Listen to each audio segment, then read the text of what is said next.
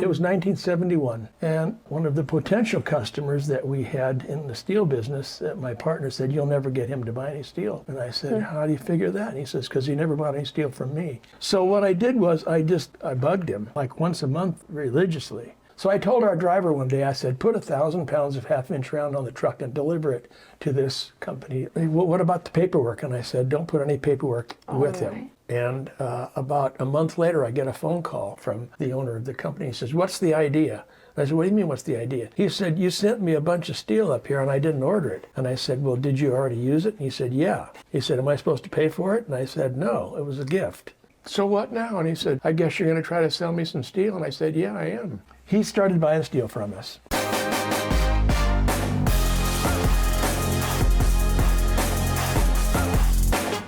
All right, everyone, welcome back to the Benj and Sailor Show. Today we have my grandparents on with us, Charlie and Carol Compas. We're really excited to have them. One of the reasons why we're wanting to have them on the show with us is because these two have had a huge impact on my life and growing up, and I love them dearly.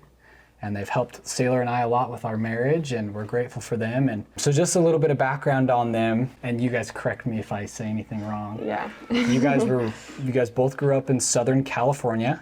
What Yes. town specifically in California? Arcadia. In Arcadia. It's probably a lot different then than it is now, huh? Yes. Is that a good yes or no, or a bad yes? It's crowded now, and it was not when we were growing Okay. up. Yeah, I bet it's crazy. Yeah. And so you guys grew up in Arcadia, went to high school, ended up going to college, and then you guys got married after college, correct? That's correct. You guys had 3 boys, one of them being my father, and then your dad owned a steel company. No, a machine shop. He owned a machine shop. Yes. So what does that mean? Because I have no idea what that means. What was it called again? I remember the name. It was called Screw Products. Yes, there you go. Screw products. Screw Products, yeah. The name has always elicited some unique comments, but basically the machines were originally made to make bolts and nuts and screws. Okay. And that's why they were called screws. They were called Screw Products. Screw products like screws. But we made a lot more significant or intricate things than just screws and nuts and bolts. We made parts for automotive industry, for the aircraft industry. And so how did it transition into you when your dad worked there? He owned part of it, right? He and his brother were equal partners. Yes. And how did it transition into you owning it? I was never part of the ownership there. I was just part of the management there when, after I graduated from college, I worked for my dad and my uncle. But then my uncle died and my dad sold the company. And when my dad sold the company, then I had to go find a job. So Okay. So what did you... that's when I went out on my own and started a company with a friend of mine. We started a company importing steel from Japan. Wow. Machining steel. The same kind of machining type steel that we used in the machine shop. So that's where you had that connection. Yes. Okay. It was a natural. Do you remember what year it was you started? It was 1971. And you guys were married. Yes. Jeff was Yes. just born. Yes. Yes. And then you decided to start. So what was like the reason why you decided to go start a company rather than getting a job? It was the happening between you and your partner, between Dick. And Dick said, "Hey, let's start a business." And you said, "Okay." Because We were you both- were going to go start working for the company that bought Screw Product. I was, but then we got together and started talking, and both of us were out of a job, and we just put our heads together and said, "Hey, let's not go work for somebody else. Let's do it ourselves. We can do it." So Dick worked at the same company that you were working at? No, he actually worked for a steel supply company that supplied steel to my father's company. So I knew him for years and years and Okay, years. so that's how he had the connections to the steel company Yes. in Japan. Yeah. He was quite a bit older. He was Okay. like 13 years older than we were. How old were you guys at the time? 28. Yeah. 28. He had a lot of connections with Japanese steel companies because he'd been selling Japanese steel for Okay. a long time. And I didn't know anything about the business. But he said, "I'll teach you." And I had been selling for my dad. I worked my way up through my dad's company and became a salesman. And actually, the 3rd year that I was in sales for my dad, I was the top salesman. Heck yeah. Wow, incredible. Yeah. That's awesome. So how did you become the top salesman? Like, what resources were out there that helped you to become a better salesman, right? Today you have YouTube, you can watch all these different videos online or read books, but back then, like, what did you do to become the best salesman? It's very simple. It's all about numbers. I've heard Benjamin talk about this before. My sales manager told me when I first started, he said, when you want to be successful in sales, you just have to make a certain number of sales calls a day. And the way you do that is, you start every morning at 9 o'clock in the morning and you make sales calls until 4 o'clock in the afternoon. And you do that Every day. day after day after day. And if you make a certain number of sales calls, you'll find out how many sales calls will net you a purchase, somebody buying something from you. And so that's just, it's the numbers game. It's the old sales numbers game. And just kept doing it and doing it and doing it. And started getting more customers and more customers and more customers, and And then eventually you became just like one of the top salesmen there. That's awesome. And I stumbled onto a couple of customers that ended up being huge customers. It wasn't that I had so many customers; it's that some of the customers that I stumbled upon became huge customers. Well, I But can see. you have to develop a relationship with your customer in order to be able to have their trust, and you do that, and pretty soon Wow, it sounds like a lot like Benj. You can see a lot of you in him, or him in you. I don't know which way you'd say that, but he's talked a lot about that too. I mean, you started out in a sales job, so you know exactly what your grandpa's talking about. There's so many things that can come out of being such a great salesman and learning how to sell. Like, it applies to everything in your life. Seriously, every single part of your life. And being persistent. Yeah, and not giving up, especially when you know it's a good thing too. Yeah, and I'd say that's the hardest part about sales is you wake up every morning not knowing if you're going to sell anything. I mean, you could call as many people as you want, but even if you know your statistic of, okay, I got to make 100 calls to get one sale. Well, there could be days you make 300 calls and don't sell anything. You know, it could happen. And that was probably my biggest realization when it came to sales and perseverance, is actually being willing to persevere. Because people talk about it. They'll say, hey, just all you got to do is just keep calling, but you actually have to keep calling rather than just talking about it.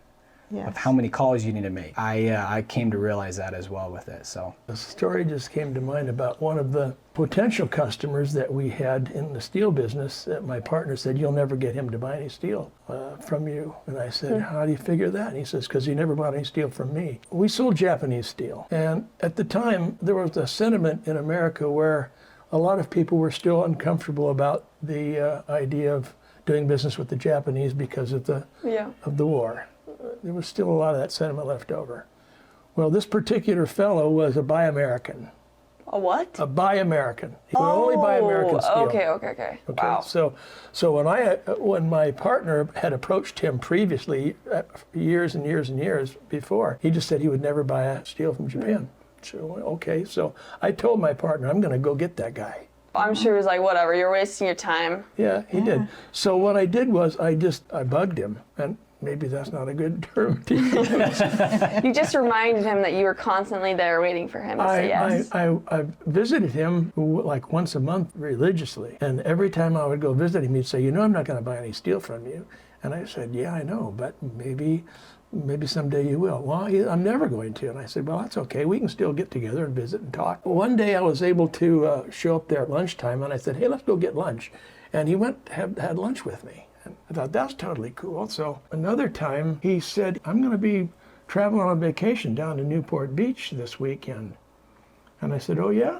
He said, yeah. I'll be down in your neighborhood. And I said, well, why don't we get together and have dinner? And so he said, really? You want to get together and have dinner with me and my wife? And I said, sure. So do you remember meeting him? I do. Were they like an older couple than you guys? Like significantly older? I think they were significantly older. He was probably in his 50s. And we were about Yeah, I'm 30. sure he was like, why does this young couple want to go out with us? Yeah. Like, it's different. But hey, different works. You got you eventually got it, I'm assuming. Yeah.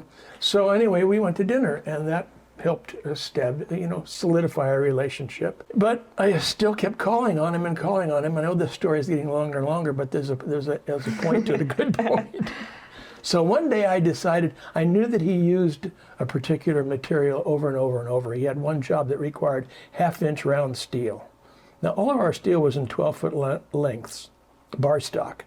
that feeds into a machine. So I told our driver one day, I said, put 1,000 pounds of half-inch round on the truck and deliver it to this company. We'll call it XYZ company. He said, okay. And I said, just, what about the paperwork? And I said, don't put any paperwork with him. I said, put our tag on it, our identification tag on the bundle of steel and deliver it there. So he did. And about a month later, I get a phone call. Not a month later, a couple of weeks later, I get a phone call from the owner of the company. He says, what's the idea? I said, what do you mean, what's the idea? He said, you sent me a bunch of steel up here and I didn't order it. And I said, well, did you already use it? And he said, yeah. He said, am I supposed to pay for it? And I said, no, it was a gift. And he said, well, so what's the deal? And I said, well, I want you to ask your machinist if the steel wasn't high quality and didn't give you better tool life and a better finish. And he said, I've already asked him that. And he said, it did. Yeah. So I said, so what now? And he said, well, I guess you're going to try to sell me some steel. And I said, yeah, I am. Heck yeah, you got it. That reminds me, one of our really good friends, he owns like quite a bit of units. And when he was starting out, he really wanted this one apartment complex.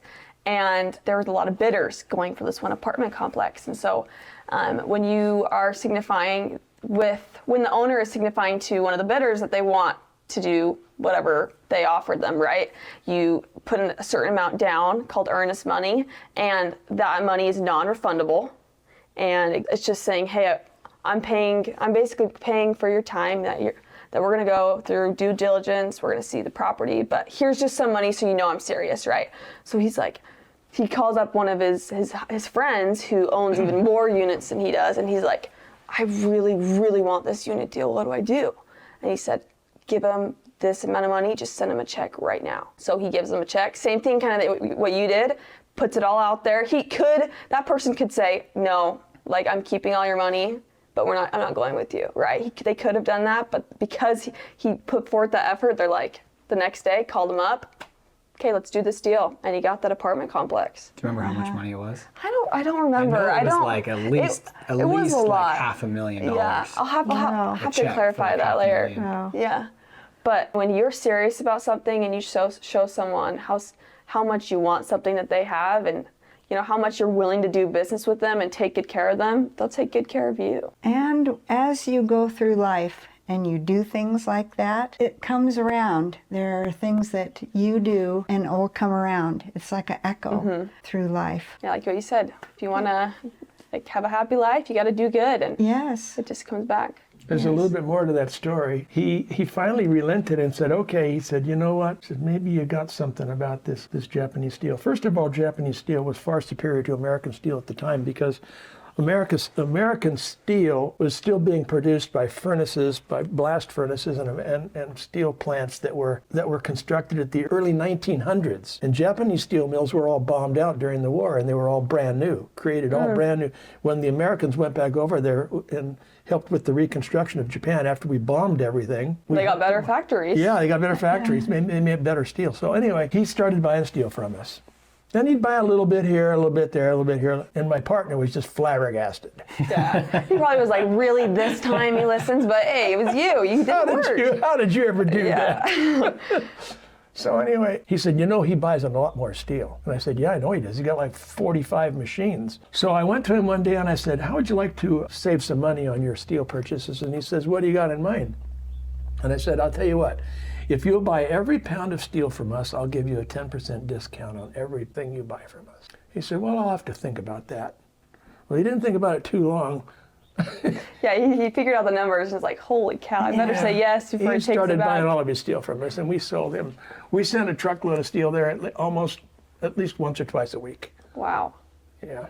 And back then, what were the prices you were selling it for? I do remember. That was what, 50 years ago? Maybe 25 cents a pound for carbon steel, free machining steel. And what is it 25 cents. now? I don't know. It's probably $1. Oh, I'm sure it's more. I bet it's more, I bet but it's more than that. we'll go check after this. Yeah. Everything was sold by the pound. But How long were you in that position where you just sold steel? Like, did you go? I need to make you go back a little bit. Okay. When Charlie and I were first married, his father, we were going to work in his business. We were going to take it over maybe someday. Okay. So we had our future planned out. But his father sold that business. And we looked at each other and said, oh, what are we going to do now? Yeah, that's not our future anymore. There it Not went. anymore. There it went right out from underneath of us. What did your dad do? He was in construction all of his life. He was a builder. And so that's when he started looking around of what we could do. And Actually, that's when he met Dick. Actually, I didn't look around very much because just one day Yes. it just happened to just the two of us ran into each other and Yeah. we got our heads together and, hey, let's go do this. We can do this. But that's another thing that happens in We life. each one of us put $3,000. Now this is what's really crazy. We didn't have a lot of money at the time. We put $3,000 together, each one of us, and that's what we incorporated with, $3,000. And 6 years later, I sold my interest to that company, What percentage of the company did you own with Dick? half, 50%. 50-50. Yes, Split. 50-50. Okay. So you sold your interests. You worked there you ran it with Dick for 6 years. So what was it like, management wise? Obviously you talked about you going out and getting contracts, right? But how did you guys kind of manage it? There's no question that Dick was the brains of the business. He knew the business. He'd been in the business before, and I was just brand new. But I learned quick, and I had a pretty good background from business education in school where I graduated from college, and I picked up on it fast. I pretty much, in today's terms, would have been the COO. I ran the company. Okay. He Like to play golf. he liked to play golf. He was the network guy, right? Yeah. He was the golf guy. Yeah. But there's no question. I have to give him credit. He was the brains of the business. I just made sure that the steel came in and the steel came out and the trucks ran and the employees were happy. And So I how- took care of the books and made sure that we were making money. Yeah, so you're basically in charge of scaling it. How many employees do you think you had when you left? We had probably 15. 15 employees. You don't need very many employees to run a really big money business selling steel. It's kind of like, if I could relate it to the lumber business. You go to the lumber yard and you buy a bunch of 2x4s and you load them on a truck and you deliver them out to the construction site. That's what we did. Okay. We loaded steel on a truck and took it to the machine shops and delivered it.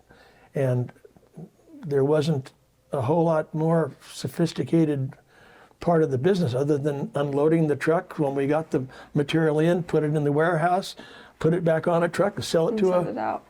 a machinist. Wow. It was a very simple business, very simple. Yeah.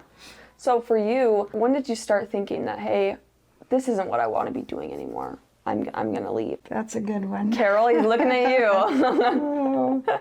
Well, we had our children by then. Our Okay. boys had been born and they were growing up, and we lived in a neighborhood that had a lot of children, and the way that we looked at what was going on around us just was not something that we wanted. It got more and more crowded. We were living in San Juan Capistrano, and it was beautiful. It was a wonderful life. He was making more money than I could spend. Oh, well, that's awesome. I'm sure a lot of women would be very happy with that. Yes, but we weren't happy. Yeah. And that was a number one priority for us. We just said, there's got to be something more in life than what we're doing. And so he started looking on Sunday afternoons. He'd start looking in the newspaper about land for sale. We weren't unhappy. No, but we weren't. We knew there No. was There's something maybe missing. Something missing. else Something we a little could be bit doing. off. Yes. So we had a motorhome and we went on a trip. We took the kids and we drove through southern Utah and drove through Kanab, and there was a big sign that said land for sale. And Charlie, we stopped and he said, "You feed the kids lunch. I'm going to go talk to this guy." And it was Lynn Goodfellow. Oh, yeah. And This guy's really famous in the Compass family. He was, yes. And so we spent the afternoon with him, and he took us up to his house, and we got to meet his family and his wife, and it was wonderful. And when we left that afternoon, I looked at him and I said, "Whatever it is, they've got it. And that's what I want. I want our family to have that kind of life. So we went home to San Juan, and a week later, Lynn Goodfellow called and he said, "Are you really serious about land?" And Charlie said, "Yes." And he said, "Okay, the ranch next to me is for sale, and I have the first option to buy it. Do you want to come back up here and look at it?" And we said, "Sure." So he sent his airplane, a little teeny airplane was like 4 passengers, and he picked us up in San Juan and drove through the Grand Canyon, flew through the Grand Canyon. Beautiful. And this was Lynn. Yes. Picked you up in his plane. Yes. Wow, that's so awesome. It was really neat. And he took us home to his home in Kanab.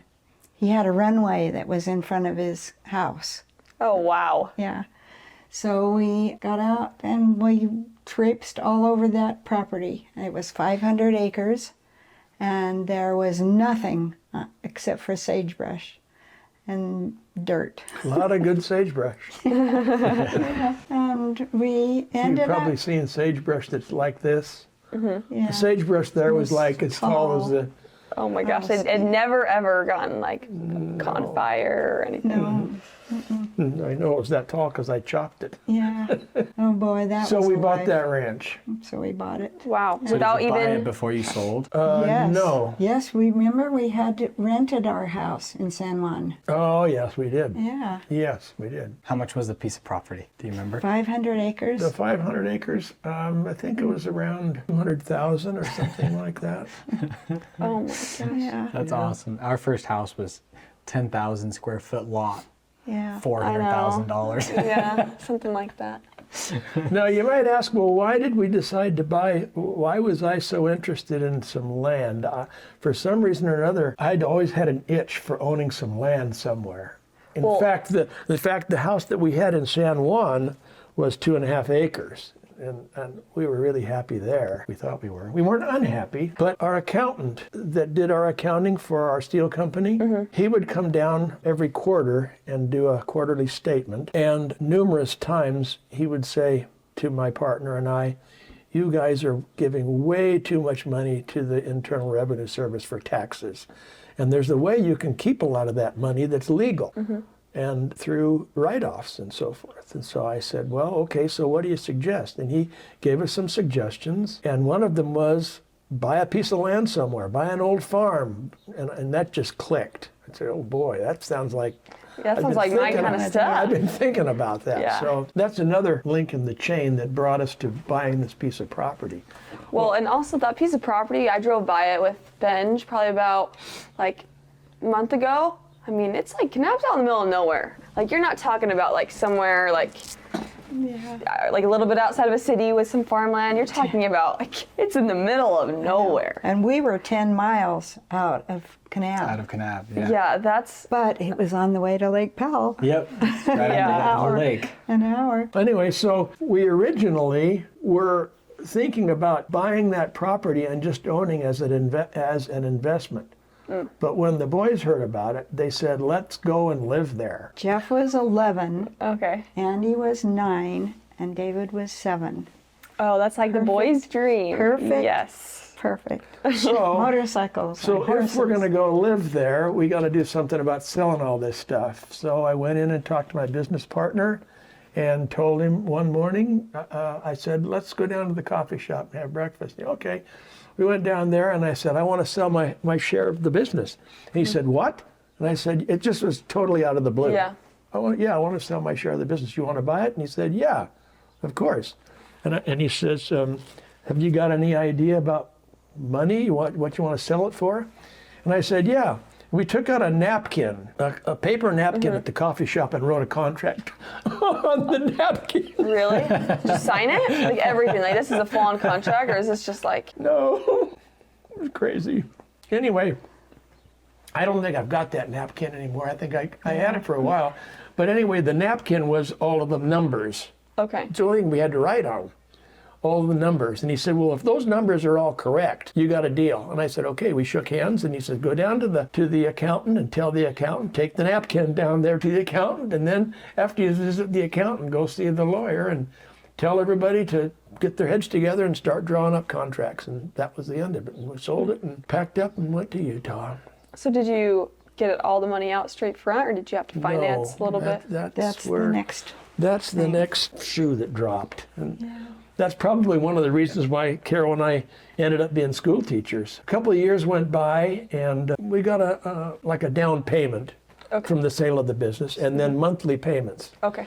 And then one day we got that fateful telephone call from my partner, and he says, I'm going bankrupt. And I said, why? What happened? Well, it's a long, long story, but I'll tell you a couple of the factors. He overextended himself.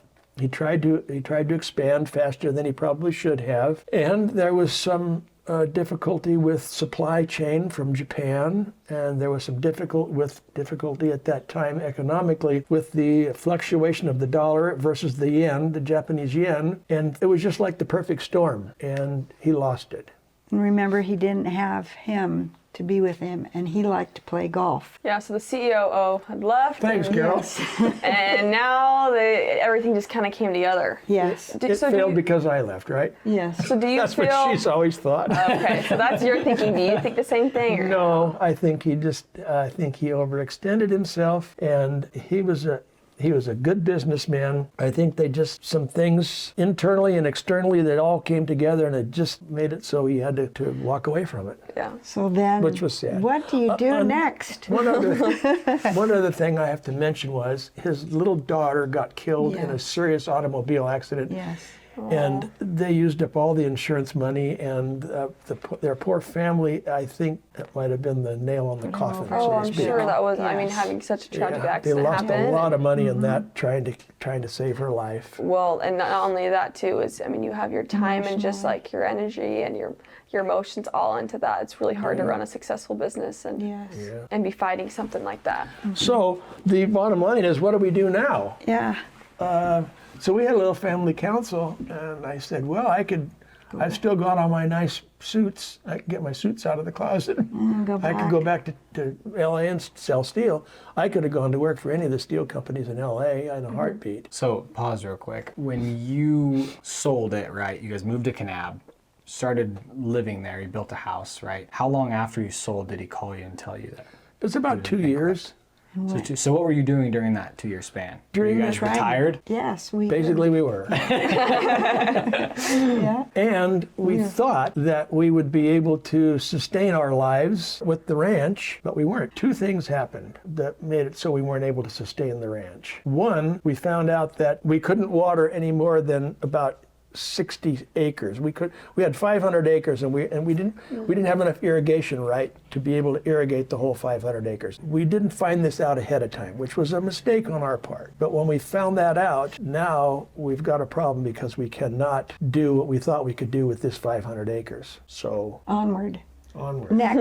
Next. What do we do? The second thing was the fact that we had started building our house On that piece of property. on that piece of property. And we were using the money that we were receiving to build the house. We were not debt-free because we were still paying for the ranch. So now we had no income coming. We're building a house. We owe on the ranch. We were only 35 years old. And what do we do? So I said, I'll go to work. So we said, let's go over to Cedar City and go back to school. And while I signed up to go back to school, he got to talking with the dean of business. Was that what he was? yeah, we were over at SUU, Southern Utah University. She had to meet with her counselor over there and get enrolled and all of that. And I could do it in a year and a half.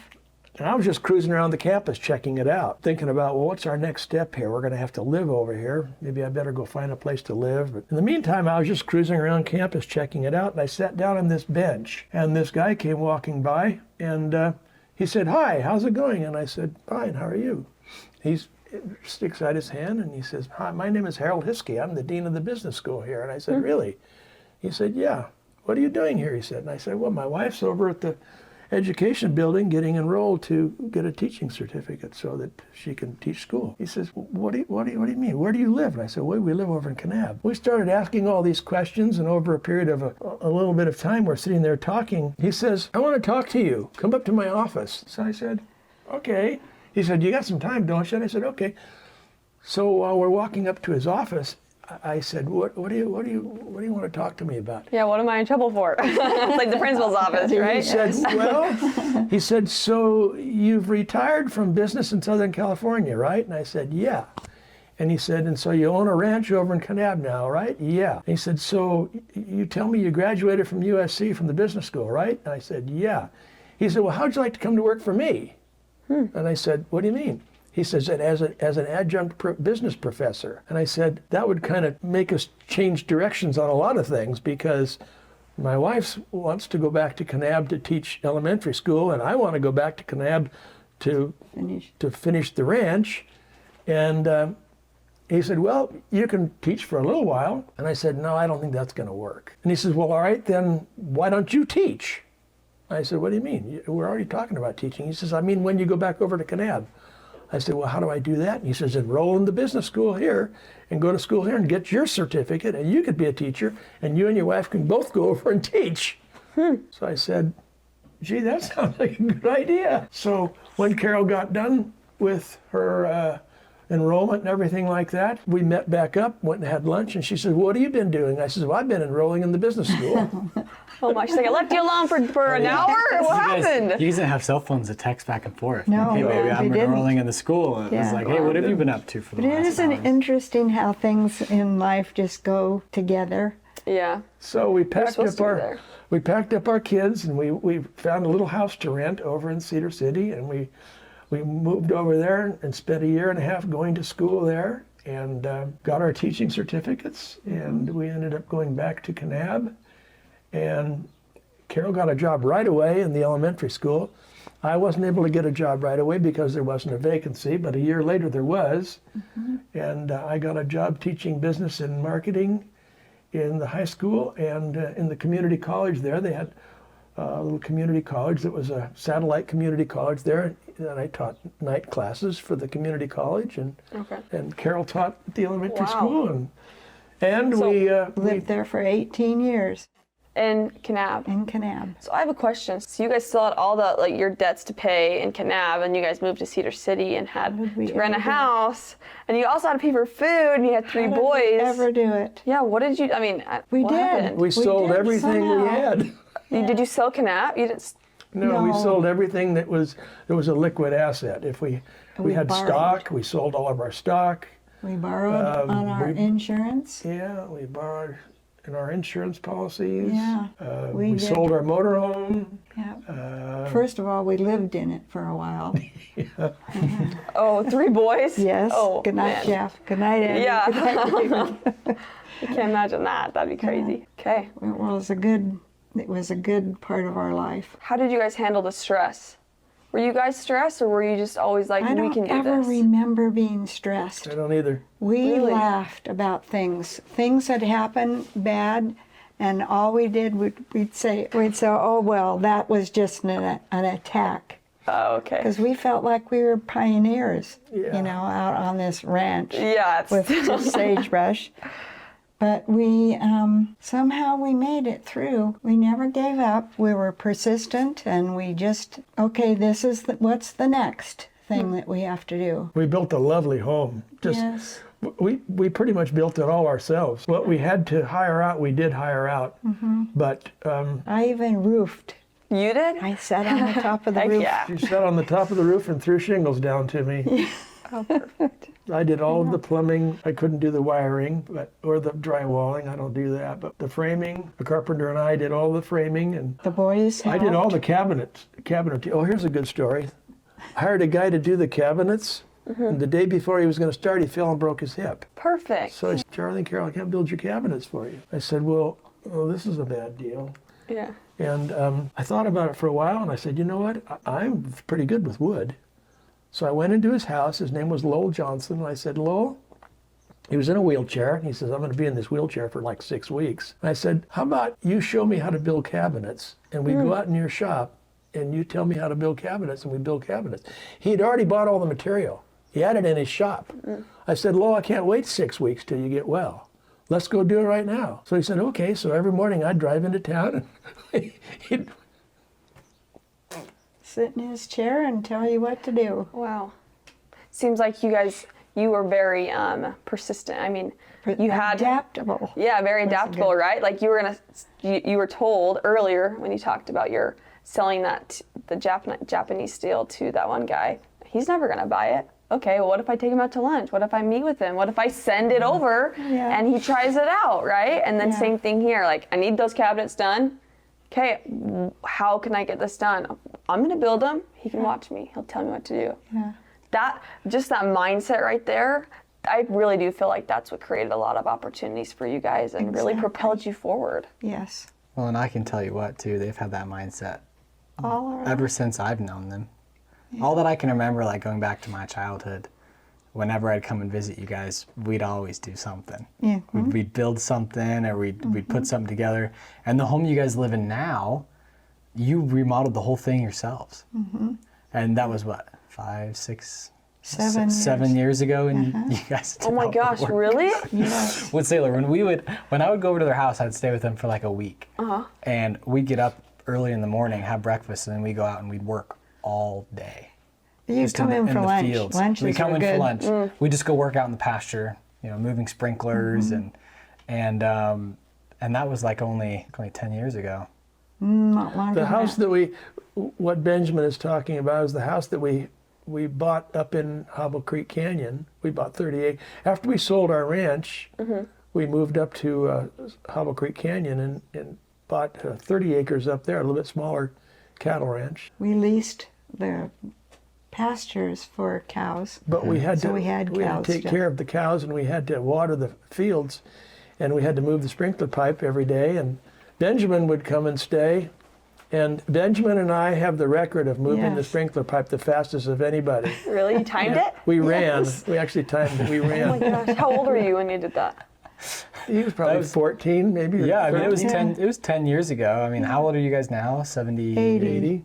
You guys are 80. We're on Yes. our way to 81. Oh, We'll wow. be 81 in May. So you were 70.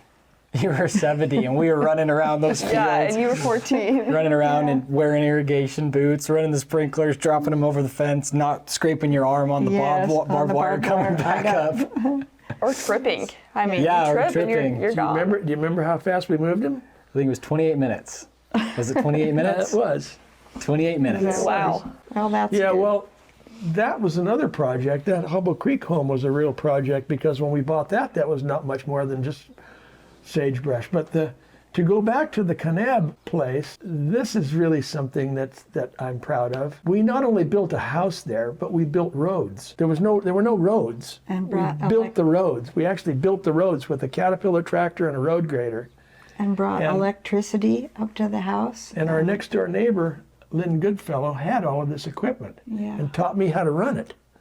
So I am actually a D8 cat operator and a road grader Wow. I And didn't a know I was in the backhoe op- presence of someone and a like backhoe that. operator. I could actually right now probably go get a job in a construction site and operate do it. heavy equipment. And we put in, like she said, we put in our own electrical line, our own phone line, our own water lines. We drilled 3 wells.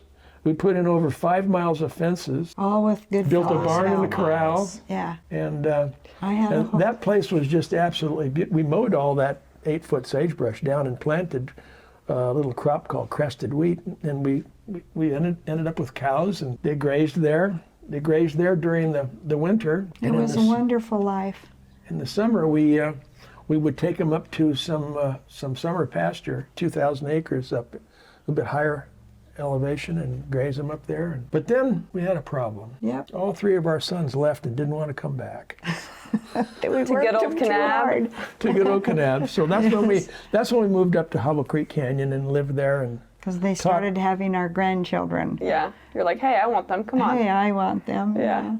taught every one of our grandchildren how to work. Yeah, they all knew. Well, I have a question Every for one you of them are guys. good workers too. Oh, yeah. I mean, Dave, I can only speak for Dave, but he works really hard. Yeah. So for you guys, I know that you guys have given, or you guys bought apartment complexes and gave them to each of your kids, each of your 3 sons. How did you get enough capital to do that as school teachers? When my father died, he left us some money. Okay. He left us $90,000. And we took that $90,000 and bought, believe it or not, with $90,000 we bought 3 fourplexes in Orem, Utah. Cash? No, we paid $30,000 down on each one and took a mortgage on each one and started renting out these properties. And eventually, real estate increased and Yeah. rents increased. Yes, right. We were right And, during that time. And so we just decided that each one of our children needed to have something, so we gave each one of them one of those units. We gave your father one of the units, we gave Andy one of the units, and Jeff one of the units. And they all lived in them too, and At one time, managed yeah, them. your mom and dad lived in one of them, Andy and Sarah lived There in were one of them, Jeff and Jenny fourplexes. lived in, we even lived in one of them for a time. Yeah. And then your mom and dad took one of the units that we gave your mom and dad and sold it to Jeff. Okay. And they took the money that they sold it from and they bought 2 units of their own in Pleasant Grove. And then Andy sold one of his units to Jeff, so Jeff owns now 3. And he took the money he got from the sale of his unit and bought 3 units down in Spanish Fork. Sounds like Monopoly, like a little Monopoly family was. game. The whole family was involved in family residential income property. And all of us worked on those apartments too. Yeah. I remember painting and cleaning and ripping up carpet. It was At one time, the 4 families, your dad and your uncles and grandma and I, we actually owned and maintained and managed 56 units, 56 rental units in the Utah Valley. That's awesome. It's incredible. yeah. But all of those are sold now. Yeah. And where we have taken our money that we've sold our ranch and our property in Hubble Creek, now we have invested in more rental property. We're back in the rental property again. We built 3 fourplexes in Rexburg, Idaho. And that business has been a great side hustle for us. Yeah. Yeah, if Yeah, any it's of you been paying us 80-year-olds pretty want well. a side hustle, here we go from Yeah. you guys. Get yourself some apartment units in It Rexburg, was Idaho. not easy. Oh, I can't imagine that it was easy at all. Yeah. But you guys persevered. And you guys are really smart with your money. So I think we're missing a big part of the story that kind of brings our family to kind of the center of our lives now, and that's when you guys were converted to the Church of Jesus Christ of Latter-day Saints. And I love this story. I don't know if Sailor's heard it yet, but we'd like to just kind of hop in that a little bit. So I know it was the Good Fellows. They were already members. They kind of helped you guys. Where did it start? When we were looking around, when we were living in San Juan Capistrano, and we looked around and there was something missing in our life. Yes, yeah, you guys said that. Well, I know that it was the Lord, and He just took us in His hands and took us to Utah.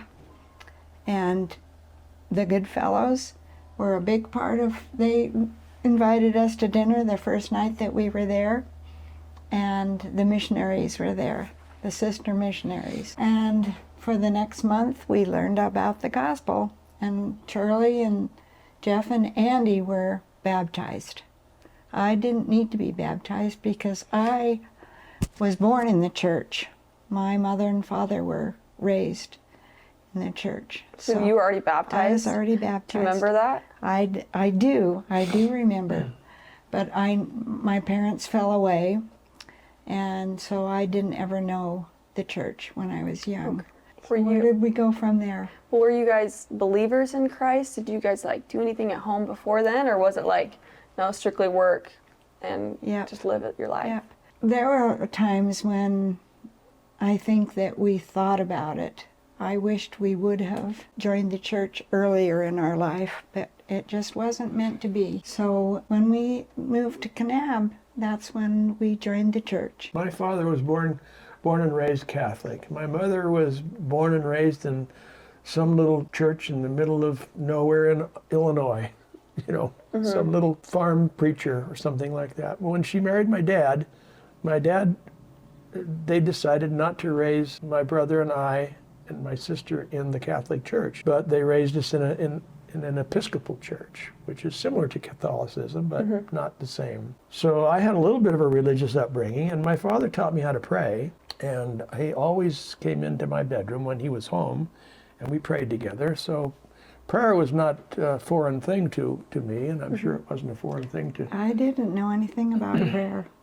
Well... But in my heart, I always knew that there was a God, And I knew that I had been before this life. You were And so you were something before you came to yes, to Earth, and you were here. yes. And I know that I'm going to go on. I had an interesting thing that happened that I can remember, even though I was a really small child. I asked my mother one time, "Who am I?" And she looked at me like, "What's wrong with you?" And I said, and she says, "What do you mean?" I said, "Well, where did I come from?" And she said, "Well, you came from me. I'm your mother." And I said, "Yeah, but I mean, where did I come from before that?" Isn't that interesting? You always had a burning desire to know. Yeah. Yeah, but I couldn't have been more than 5 or 6 years old at the time. And, I could imagine my mother would have thought there's something wrong with this kid. Well, I bet she thought, that's a really good question. Yes. I probably should take some thought into that, you know? They never joined the church, and my mother and father never came back either. But my mother and father, my mother cried every time she talked to me after we joined the church. And I think it was because she knew we had done good, that we had done right. Yeah, that you'd by found joining. God again. Yes. The influence of the church was obviously with you, because you were born in the Church of Jesus Christ of Latter-day Saints. But I had some connection with it because I knew you. And one day your mother said something about the Joseph Smith story. And I said, "Well, what's the Joseph Smith story?" And she said, "Well, he saw this angel, and this angel gave him these gold plates." And I kind of scoffed and said, "Yeah, right." But I also had some connection with Mormons before that. When I was working for my father in the machine shop, after college I started working in the various departments to learn the business. Yeah. And I worked under a guy whose name was Alma Farnworth. First name Alma. And I said, "Alma, that's a funny name. Where'd you get a name like that?" And he says, "Well, it's a Book of Mormon name." And I said, "A Book of Mormon name? Are you Mormon?" And he said, "Yeah." I said, "Oh." So one day I was talking to my dad, and I said, "Dad, did you know that Al Farnsworth's name is really Alma?" Because he always signed the checks and everything, Al. And I said, "Did you know that he's a Mormon?" He says, "Yeah, I knew he's a Mormon." I said, "Really?" He said, "Yeah." He says, "If you ever have your own business and you want somebody to take care of your business and watch your finances, you ought to hire a Mormon Yeah. because they're So- honest. You know who he learned that from? Howard Hughes. Oh, Howard Hughes was one of the richest men in the world and at the he time. also said that. And he had Mormons running his business. Was he in airplanes or? Yep. Yeah, there's a movie about him that I watched. I Yes. think Leonardo DiCaprio plays him. It's a good Yes. movie. Yeah. So my dad knew, I don't think he knew Howard Hughes personally, but he did a lot of business with the Hughes aircraft company because of our machine shop. Interestingly enough, when I was looking for somebody to kind of be like a manager in our business, our steel business, wouldn't you know it, one of the guys that applied was a Mormon, and I hired him, and he was great. He was a great, great manager, kind of a mid-level manager for us. So what do you feel like when you guys decided to start going to church again? What do you feel like was one of the biggest teachings that impacted you and your family, that you started to believe or started to teach your sons? Everything the young women, those missionary sisters, taught us, I had heard before. And I don't know where I'd heard it, because I didn't ever go to church when I was young. But I had heard all of their teaching before, and I knew it was all true. I knew that I was a child of God. I knew that He was there, and I trusted Him to guide us in our life, all the way through our lives. I think that's helped, that we have been grateful and we've been trusting. And we jumped ahead. That was one of my favorite sayings to my sons.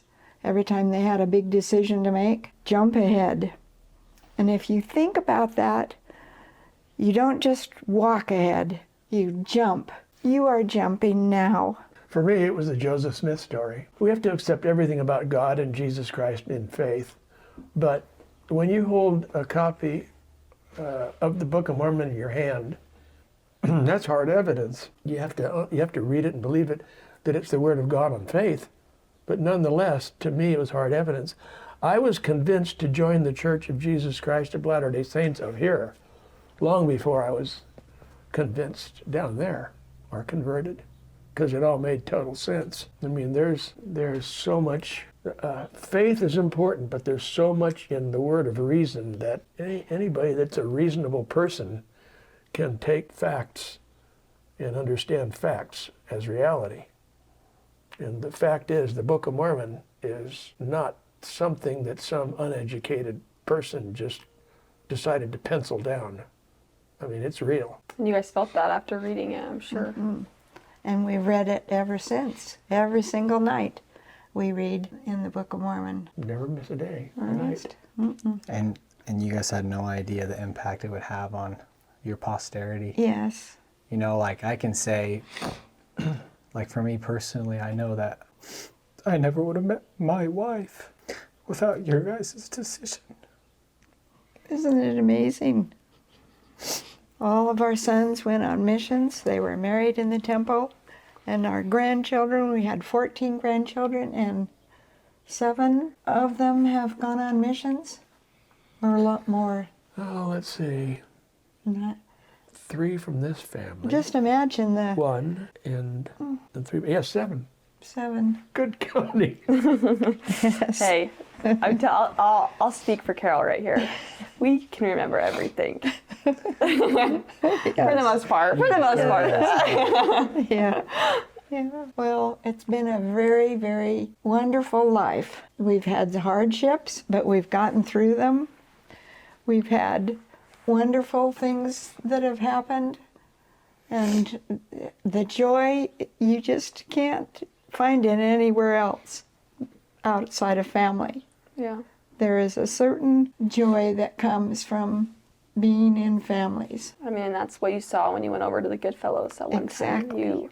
You saw their family and you're like, I want That's what I something like want. that. I want peace with my family. Yes. And that's something that the gospel can bring to every single one. Exactly. And what I love about your story is you were at a point when you talked about earlier where you couldn't spend as much money as you guys were earning, right?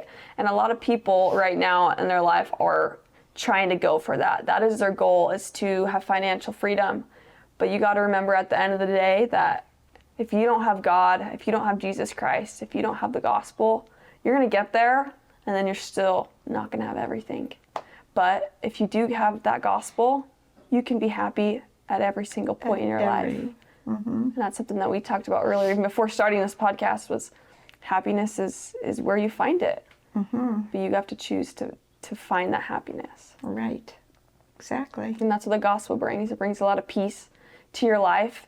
And I think one of the things for us as we are going on this new adventure is we know that at the end of the day, if we're going to be together forever and we're going to be with Emerald forever, and if anything bad happens, like nothing really bad could happen to us. Right. Like death, the Savior conquered death. Yes. We're going to conquer death because of the Savior. And if the only bad thing in our life that can happen can't happen, which is us being separated like that, then we're going to be okay. Yeah, exactly.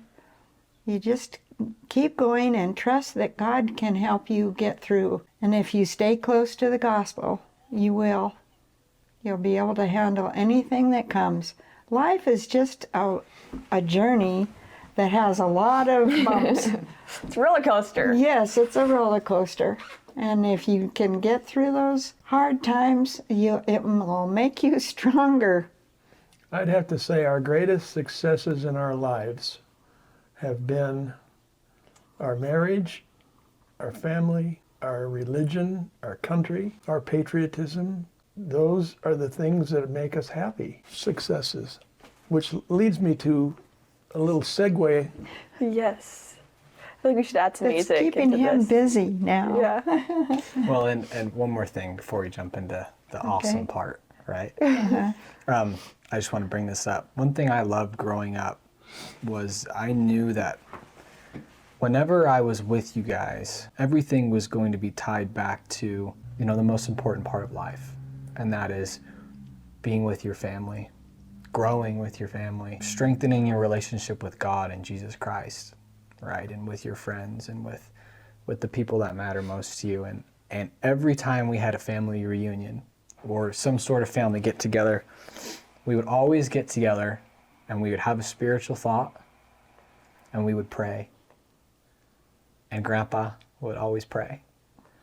And for me, it's I've loved that example, knowing that, you know, you're a definition of the kind of man that I want to be. Thank you. That's good. Because I know that when you're with your family and you gather and you talk about Christ, then it brings everyone closer. That's what he does. That's right. I'm sorry, I don't usually ever cry. Like ever. I know, usually I'm the one that cries.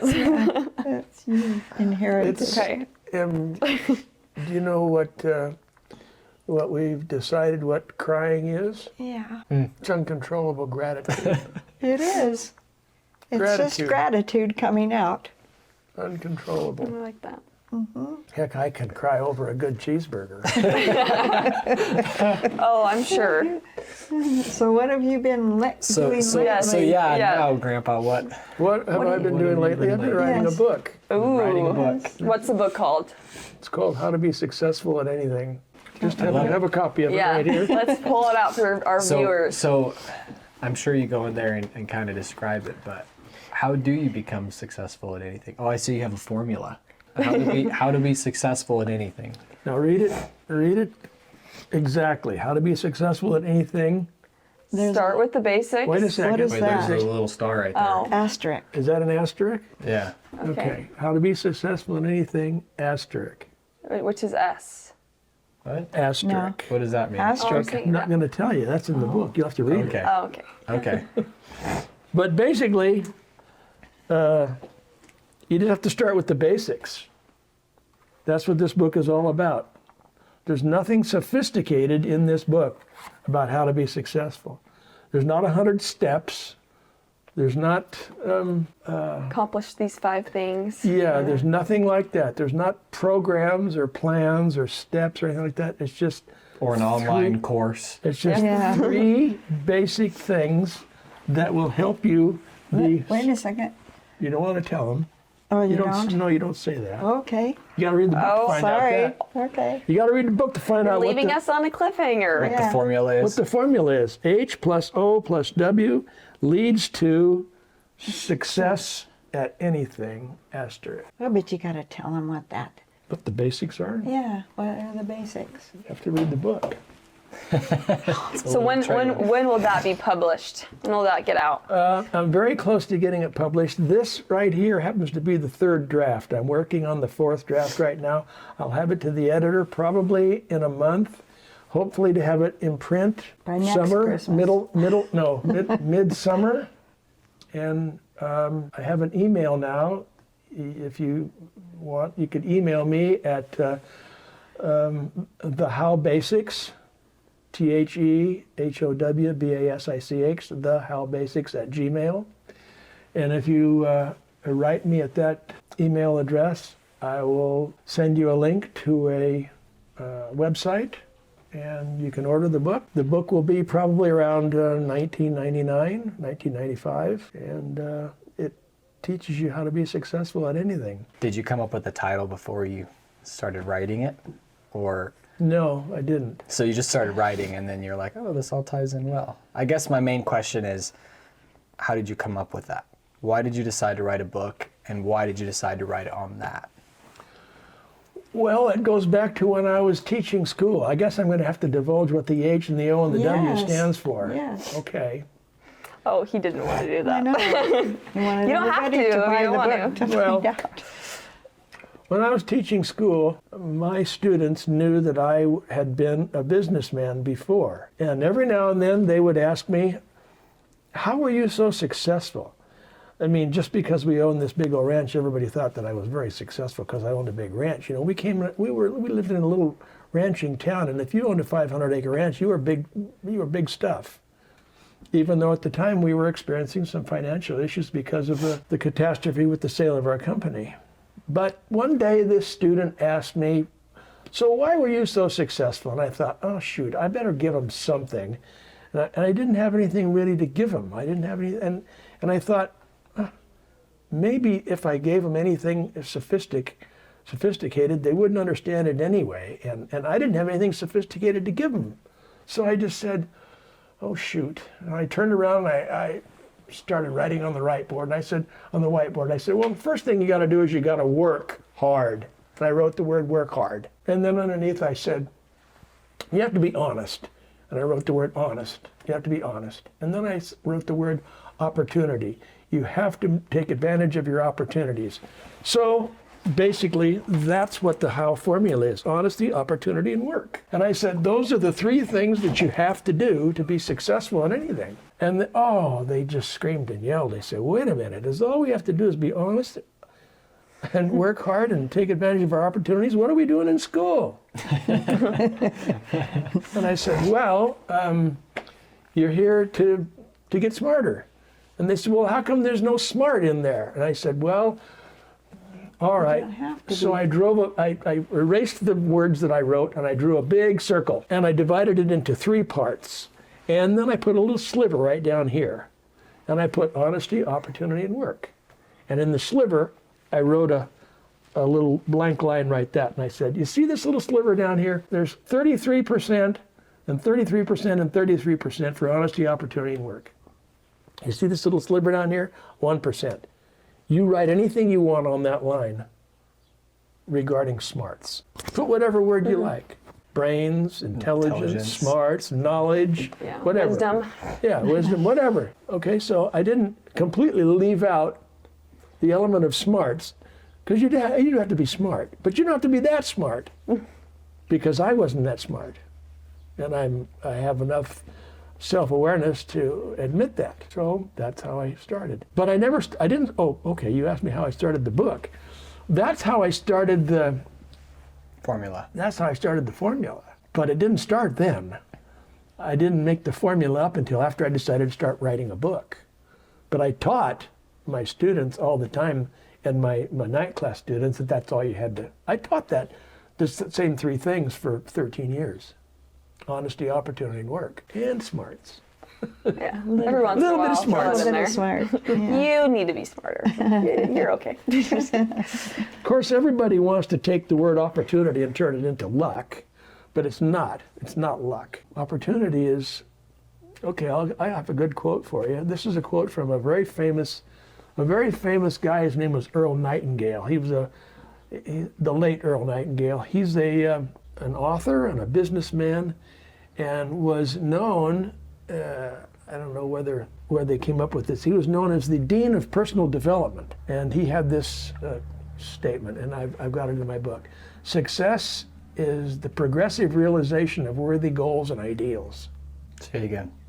Success is the progressive realization of worthy goals and ideals. So what does that mean to you? It means success is not an event. It's an ongoing process, a work in process. You never should, in my opinion, you can have an event in your life and say, I'm successful, and I've reached this event, I've accomplished this event. But if you accomplish that event and just say, this event has made me successful and I don't need to be any more successful, then you're making a big mistake. Because you'll never be able to sustain yourself on that event unless that event has made you fabulously wealthy. Because what you will do now with that event is you'll start taking your wealth and you'll buy things. And you'll buy things that are not money generating. You'll buy things that are money spending. You'll buy homes, you'll buy cars, you'll buy boats. You'll do things that will make your success, your successful event, and your pile of wealth diminish and diminish and diminish until it's all gone. So success is the progressive realization of worthy goals and ideals. It means you need to stay successful. You need to keep progressively realizing or accomplishing more goals and ideals. Yeah, you need to keep growing, keep becoming. I know that Benj and I talk a lot about this, about how we constantly want to be growing together, because we know that when we grow together, we'll be able to live the kind of life we want to live. And we'll stay on the same We'll stay on the same level. Whereas if one goes like that, when we come to realization, it's going to be like we don't even think the same. We just are two different people. A goal is you accomplish something. In other words, it's a terminal event. So that's your goal. You accomplish it. All right? But an ideal is not a terminal event. An ideal is a principle. It's a state of being. Yes. It's a principle, it's a value, it's a standard, it's things that you want to remain yourself, that you want to be. And it's part of what helps you make and accomplish worthy goals. If you have worthy ideals, you'll accomplish worthy goals. Success is the progressive realization of worthy goals and ideals. And it's because your ideals are essentially who you are. Right, and who you are will reflect the kind of goals that you want to set. Exactly. And your goals that you set are also going to put you towards the growth that you want. For example, like I came up with this theory. I've told Sailor this. I don't think I've ever talked to you about this. I believe that there's 3 types of goals. There's growth goals, like individual growth, where it's like I want to become this person. There's tangible goals, where it's like I want to get a new house. And then I like to call them God goals, where it's like the goal is so big that if God does not come down here and like pull me and literally like help me achieve this goal, then I can't get it. And the reason why I like to do that is because I believe that the kind of goals that stretch you the most are the kind of goals that are so big that they make you become a new person to hit them. So you could set a goal to be like, okay, I want to buy this new car. I've always had a dream to get this car. Well, if all you need is enough money to get that car, and if you work 5 years at this job, you'll have enough money to get that car. Okay, well, that's not you changing. You're not changing who you are to hit that goal. But big goals, God goals, you have to change into a different person to be able to hit that goal. And that's the way I like to set goals. So it kind of goes along with what you're saying.